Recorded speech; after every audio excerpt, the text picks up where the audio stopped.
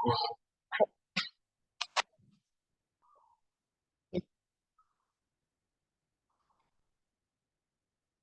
datang Bapak Ibu semua. Eh, Selamat bergabung. Bagaimana? Apakah suara saya terdengar?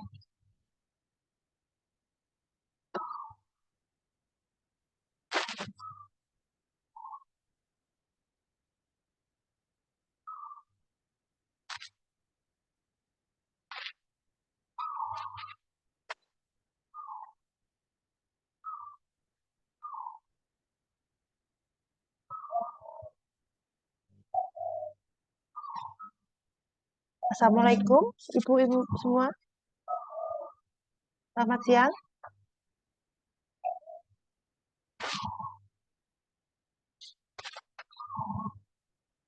Apakah suara saya bisa terdengar? Bun. Oh, nggih, matur sembah nuwun sudah bersedia bergabung di sini nggih Bunda semua.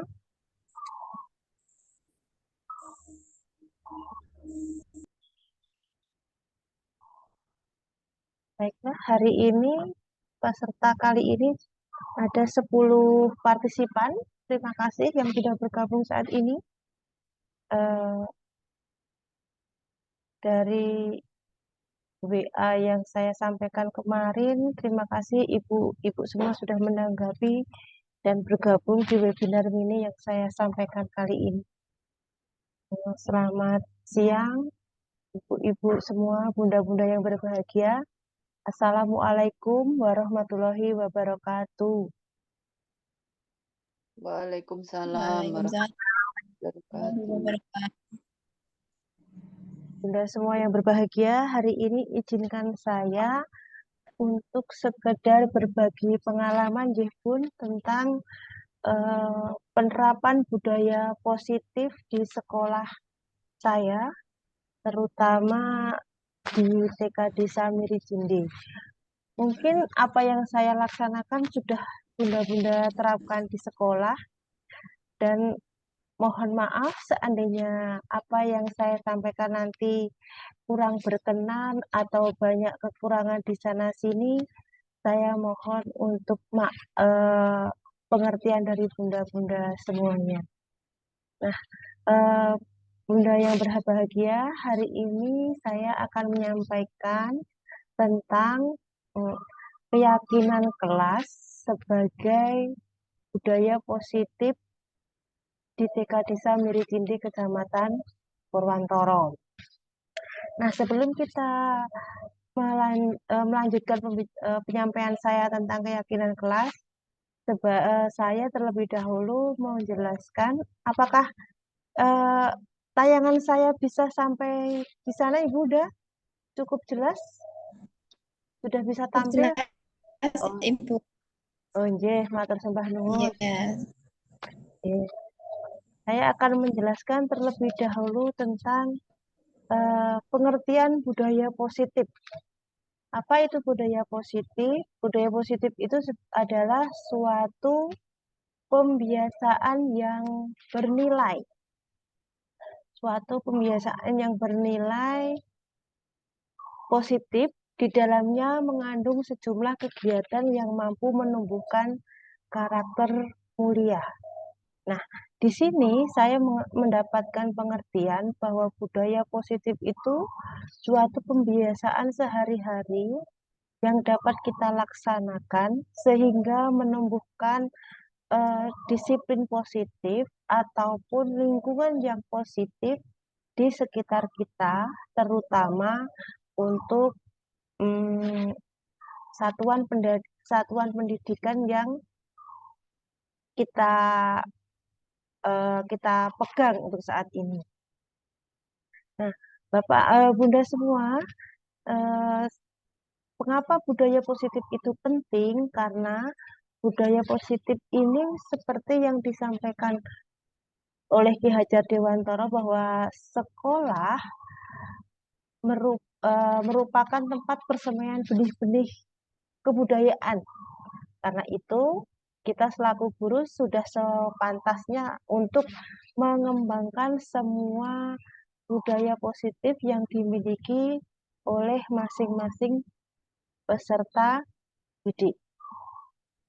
Budaya positif di sekolah dapat terbentuk dengan usaha dan kerjasama yang sungguh-sungguh dari semua warga sekolah, baik itu siswa, guru, kepala sekolah, dan warga sekolah lainnya.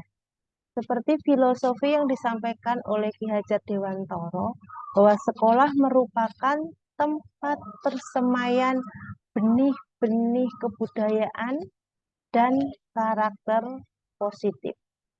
Disinilah yang menjadi tanggung jawab kita selaku guru untuk mengembangkan setiap nilai-nilai budaya yang dimiliki setiap anak. Bapak Ibu yang saya hormati, izinkan saya untuk melanjutkan tentang apa yang dapat saya laksanakan tentang budaya positif di sekolah saya. Sebagai seorang guru, terciptanya budaya positif di lingkungan sekolah merupakan sebuah harapan yang ingin diwujudkan. Oleh sebab itu, saya berusaha membentuk lingkungan positif di sekolah dengan pengembangan disiplin positif di sekolah. Salah satunya adalah dengan melaksanakan keyakinan kelas. Pada awalnya, keyakinan kelas merupakan sesuatu yang saya anggap asing selama ini. Apa itu keyakinan kelas? Karena dari sebelum-sebelumnya saya baru mendapatkan istilah keyakinan kelas ini setelah mengikuti pendidikan calon guru penggerak. Ternyata keyakinan kelas itu merupakan kesepakatan yang dibuat antara siswa dengan guru untuk mencapai suasana kelas yang mereka inginkan. Jadi, kita membentuk sebuah lingkungan yang nyaman, yang mengakomodir semua kegiatan anak di dalam kelas, tanpa anak itu merasa terpaksa dalam melaksanakannya. Berbeda dengan pembelajaran kita waktu zaman dahulu kita sekolah, di kelas kita hanya patuh dengan aturan yang telah ditetapkan oleh guru atau sekolah saja. Kita dituntut untuk patuh dan taat pada aturan-aturan yang telah ditetapkan, sehingga menimbulkan kesan bahwa kita di dalam kelas itu seperti terpaksa untuk melaksanakan ketentuan yang ketentuan yang diinginkan oleh sekolah. Nah, di sini keyakinan kelas ini dibuat supaya setiap anggota kelas dalam melaksanakan kegiatannya tidak ada keterpaksaan atau mereka tumbuh sendiri unsur dari dalam dirinya untuk melaksanakan kegiatan atau melakukan perbuatan yang membuat sekolah atau kelas merasa nyaman untuk ditempati.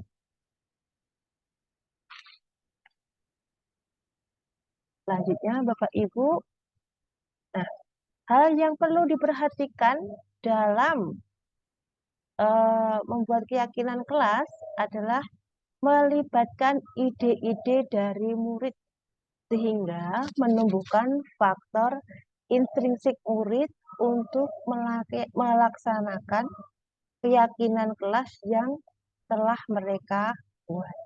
Di sini peran kita sebagai guru untuk menggali informasi apakah ide-ide dari murid untuk kelas mereka, supaya kelas mereka merasa nyaman. Di sini adalah komunikasi yang baik.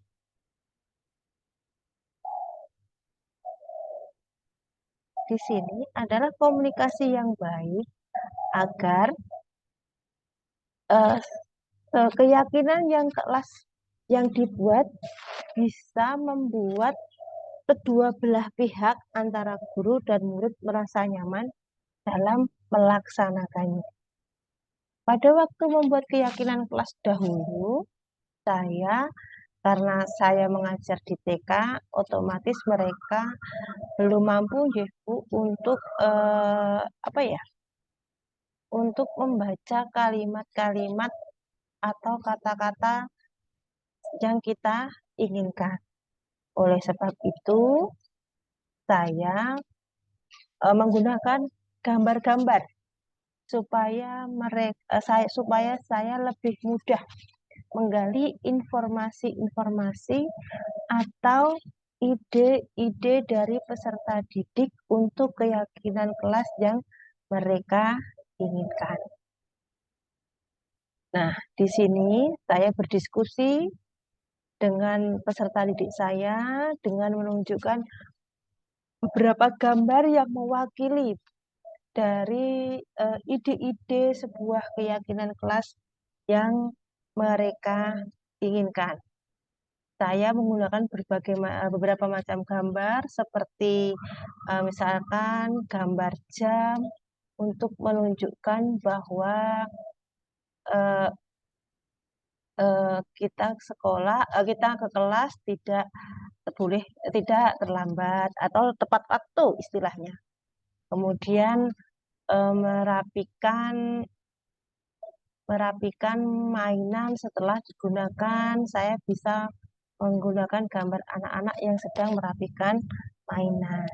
Mereka ternyata lebih memahami ketika saya menggunakan gambar-gambar itu untuk mewujudkan keyakinan kelas yang mereka dambakan.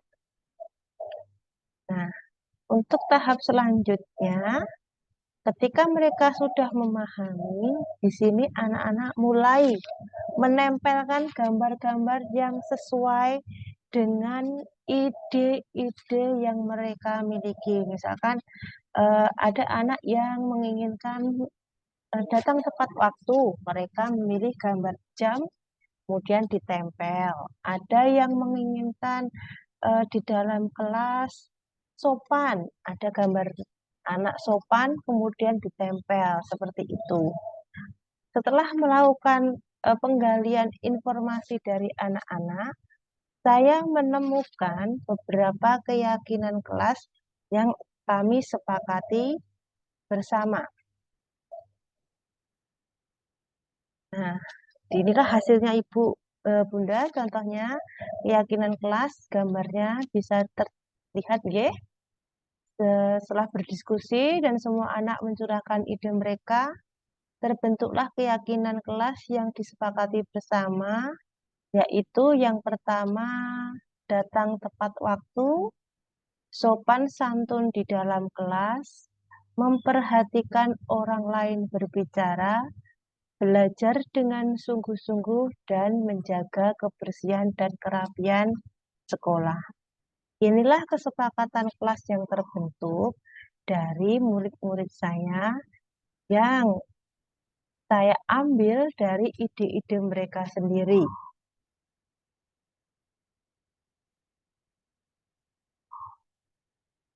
Ternyata setelah mereka memahami apa yang ingin saya sampaikan tentang keyakinan kelas, ternyata mereka lebih mampu memahami daripada yang saya kira sebelumnya. Awalnya saya agak ragu, Ibunda, apakah anak didik saya mampu memahami tujuan pelaksanaan keyakinan kelas ini. Tetapi syukurlah Alhamdulillah ternyata dengan menggunakan keyakinan kelas dalam membuat suasana kelas yang mereka inginkan, ternyata lebih mudah daripada kita mengemukakan aturan atau tata tertib yang selama ini kita yakini membuat kelas merasa nyaman. Setelah membuat keyakinan kelas, saya lebih mudah untuk mengingatkan anak-anak agar perilaku mereka tidak melanggar dengan aturan atau melanggar keyakinan yang telah mereka buat bersama. Di sini Bunda, saya eh, sampaikan beberapa dokumentasi yang telah saya buat. Ada foto anak sedang menempel gambarnya, kemudian mengisi umpan balik yang saya berikan, dan kita foto bersama setelah hasil keyakinan kelas yang telah kita sepakati semua. Nah, di sini saya memberikan beberapa umpan balik pada peserta didik saya untuk memaknai apakah dengan kegiatan keyakinan kelas tersebut mereka mampu untuk memahami tujuan dari keyakinan kelas tersebut dilaksanakan. Tentu saja saya membuatnya dengan bahasa yang sederhana dan menggunakan simbol-simbol supaya anak atau peserta didik lebih paham dan jelas dalam eh, pemahaman atau tujuan yang saya inginkan. Di sini umpan baliknya ada beberapa pertanyaan yang bisa dijawab oleh mereka dengan mudah dengan cara menggambar emoticon untuk mereka setuju dengan emoticon senyum. Sedangkan kalau mereka tidak setuju, saya sampaikan dengan emoticon sedih atau menangis. Nah, setelah melaksanakan keyakinan kelas tersebut, saya mulai merefleksikan apa manfaat atau pengaruh dari pelaksanaan keyakinan kelas yang telah kami buat bersama. Ternyata anak lebih bertanggung jawab terhadap semua tindakan yang mereka lakukan di dalam kelas. Misalkan begini, ketika ada anak-anak yang ramai, maka teman yang lain mengingatkan, katanya kamu mau belajar sungguh-sungguh. Kenapa kamu ramai sekali di sini?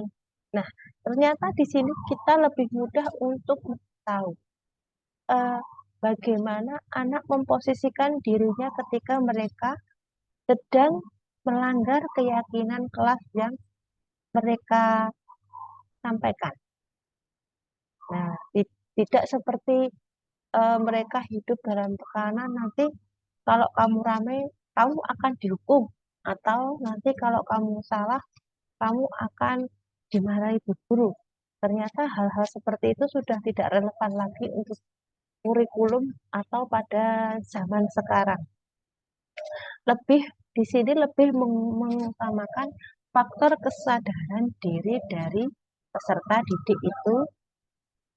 Kemudian yang kedua adalah mempermudah saya dalam memposisikan kontrol guru terhadap murid. Ternyata saya lebih mudah memposisikan posisi saya sebagai seorang kontrol manajer kepada murid saya.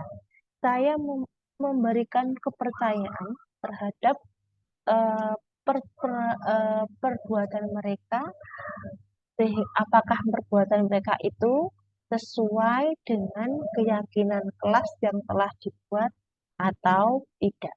Jadi di sini saya tidak selalu seperti seorang pengawas yang menakutkan bagi anak-anak, tetapi lebih sebagai kita sejajar seolah-olah kita sebagai teman saling berbagi dan saling melengkapi untuk melaksanakan keyakinan kelas yang telah kita sepakati.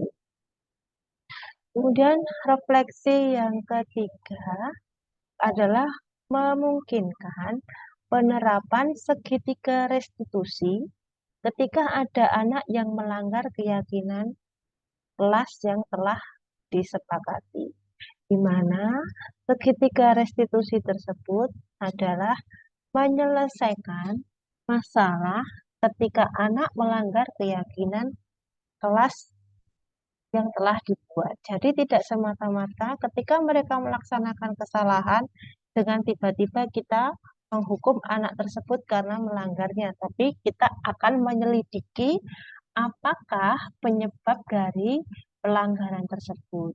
Bisa dikomunikasikan penyebabnya dan diketahui akar permasalahannya agar kesalahan yang sama tidak terulang lagi di masa depan.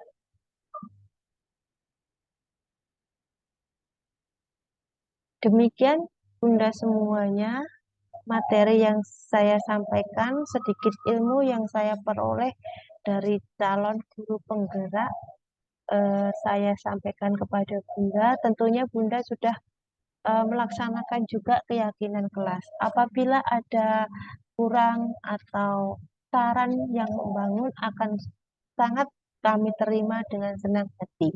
Saya mohon eh, saran Bunda untuk pada pemaparan saya ini atau kekurangan saya terletak di mana, mohon untuk dibantu bisa melalui eh, chat ataupun eh, apa bicara langsung di sini ya Bun.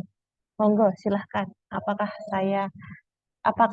kekurangan saya pada pemaparan saya ini atau kita saling bertukar pengalaman bagi Bunda yang sudah melaksanakan keyakinan kelas yang telah kita laksanakan. Monggo Bunda semuanya ada saran atau ide yang bisa di apa ya sampaikan di sini. Silakan Bunda semua. Monggo Bu Sulami, ada Bu Tanti, Mbak Nani, Mbak Ariska, Mbak Isyas, terima kasih sudah bergabung. Saya minta sarannya atau apa ya sumbangsihnya mungkin untuk kemajuan satuan pendidikan saya atau pada saya sendiri. Monggo Bu.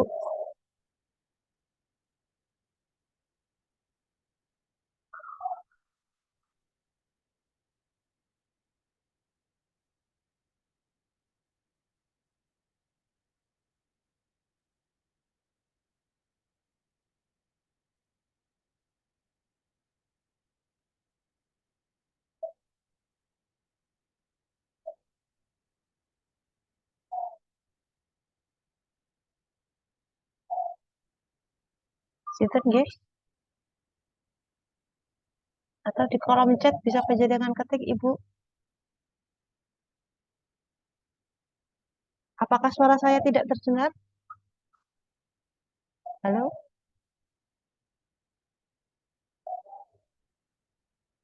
Halo, Assalamualaikum. Waalaikumsalam, Bu. J, terus pundi? Pak ada Sudah ide? bagus, Bu. Sudah bagus. Sesuai dengan apa yang diterapkan di kurikulum Merdeka, memerdekakan anak. Oh, terima kasih Bu Feli atas apa ya pendapatnya. Mungkin banyak kekurangan di sana sini karena kita semua masih dalam tahap belajar. Di sini saya tidak menggurui, nggih, Bunda semua kita belajar bersama dan ini hanya sekedar berbagi ilmu di sini. Monggo untuk Bunda yang lain ada saran atau ide, Bu Nani, Mbak Aisyah, Bu Ari, silahkan. Mbak Ken Yutika yang baru bergabung. Apa kabar Mbak Ken? Atau Bu Oke, Tanti? Mbak, alhamdulillah baik. Sehat selalu, nggih? Nggih, ngapunten telat. Tidak apa-apa. Terima kasih sudah berpartisipasi semua di sini. Nggih. Atau mungkin kita saling berbagi di sini. Adakah kesulitan waktu menerapkan keyakinan kelas di satuan pendidikan Ibu semuanya? Adakah kesulitan?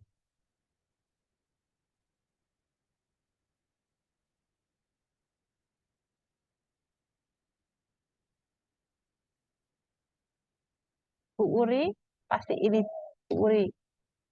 Bagaimana Bu Uri di sekolah penjenengan telah sudah menerapkan keyakinan kelas ini? dan dampaknya bagaimana?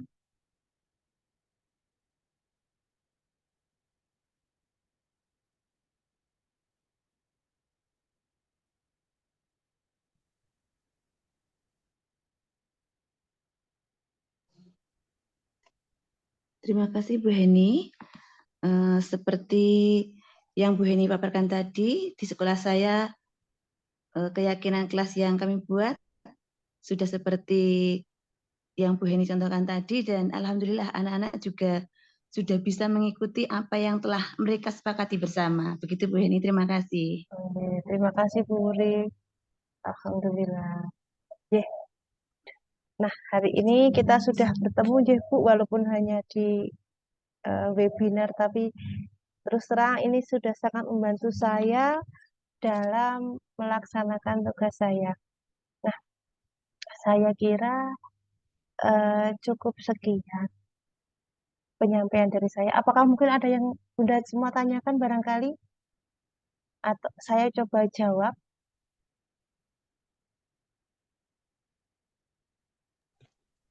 Halo Bu Heni. J, monggo Mbak Heti. Adakah yang ditanyakan? Kalau Halo? Bagaimana Mbak Heti? saya Ini ya, aksi nyatanya perbedaannya terus penting J, ini agak untuk putus-putus aksi ya. nyata saya, J, wifi-nya jauh. J, J. Untuk aksi nyata saya itu kan sudah keluar itu butuh perbaikan aksi. J. Itu masalahnya apa ya Bu? Apa belum ada refleksinya nggih, Bu? Mungkin loh itu. Oh, nggak tahu Bu. Nggih, coba. Apa harus segera diperbaiki? Ya seharusnya memang itu diperbaiki di file yang di PDF itu penjenengan tambahi refleksi cobi. Nanti diunggah lagi, ditambahi refleksi, kemungkinan eh, itu mungkin enggak kan belum ada refleksinya ya di itunya. Kalau Tapi tempat di atas sudah nih sebenarnya di kolom yang atas. misalnya saya kan satu kelas tuh Bu, Y, 2 guru. Y, Itu PDF apa harus sama? dibuat berbeda mawon. Ya ya, berarti Y. itu Oh, jadi PDF-nya plagiat. sama. Oh, gini ku berarti. Ya mungkin. Oh, nggih. Kita coba-coba Ya, saja ya. dulu. Nggih, walaupun isinya sama, Oke. kita buat sedikit perbedaan dengan penggunaan latar yang berbeda. Ngoten nggih Bu Heti, kita coba dulu. Oke. Ya. Oke, suwun Bu ini. Nggih, sama-sama. Terima kasih Bu Heti atas pertanyaannya. Mungkin ada lagi yang kita berbagi informasi di sini. Monggo silakan.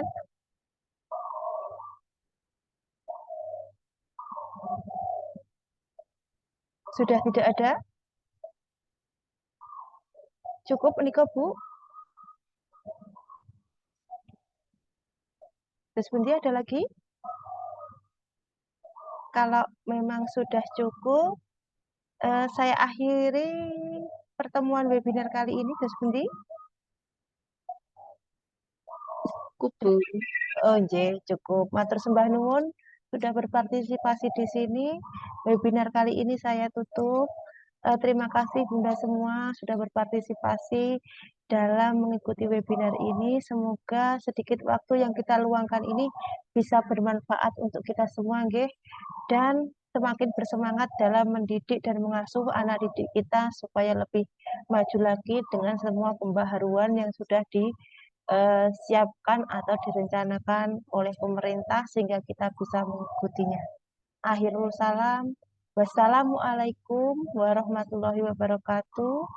Terima kasih atas perhatiannya. Sampai jumpa di lain waktu. Semoga kita senantiasa dalam keadaan sehat walafiat. Salam dan berbahagia ibu-ibu semuanya. Sampai jumpa. Tolong kameranya di-on-kan semua. Saya bisa minta fotonya. Boleh Bu, kameranya yang bisa di-on-kan. Kalau memang sinyalnya bagus. Loh, Ya, terima kasih Bu. Saya foto dulu sebentar.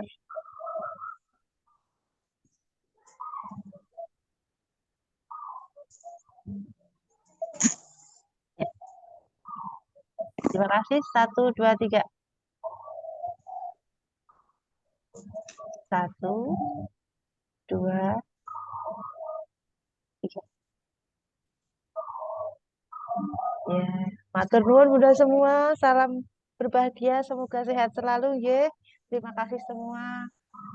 Kita bertemu di lain waktu. Wassalamualaikum warahmatullahi wabarakatuh.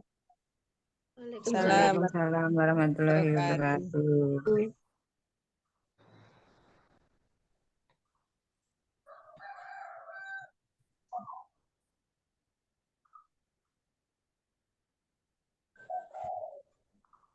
Ini silahkan yang mau live, monggo.